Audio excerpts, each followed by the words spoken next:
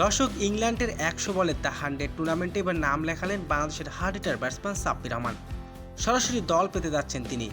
তাকে নিয়ে আগ্রহ প্রকাশ করেছেন বেশ কয়েকটি ফ্র্যাঞ্চাইজি দল। দর্শক, বিস্তারিত থাকছে ভিডিওর প্রতিবেদনে। আগামী ১২ই মার্চ অনুষ্ঠিত হবে দ্য 100 টুর্নামেন্টের নতুন মৌসুমের প্লেয়ার ড্রাফট। ৮ দলের এই টুর্নামেন্টের ড্রাফটে মোট ২৭০ ইংলিশ এবং ৩৫০ জন বিদেশি ক্রিকেটার নাম লিখিয়েছে। ইংল্যান্ডের টুর্নামেন্টে সাব্বির রহমান সরাসরি চুক্তিতে দলে ফিরাবে।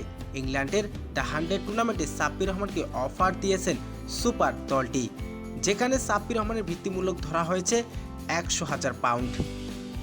তবে এই ইংল্যান্ডের টুর্নামেন্টে সাব্বির রহমানকে নিতে আগ্রহ প্রকাশ করেছে বেশ কয়েকটি ফ্রান্সি। তবে এবারের কপাল খুলে যেতে পারে সাব্বির রহমানের। অন্যদিকে টি-10 লিগ খেলার অফার পেয়েছেন সাব্বির রহমান। তাকে নিতে আগ্রহ প্রকাশ করেছেন বেশ কয়েকটি ফ্র্যাঞ্চাইজি। তবে এবার সব ঠিকঠাক থাকলে তিনি ইংল্যান্ডের 100 টুর্নামেন্টে খেলতে পারেন সাব্বির রহমান।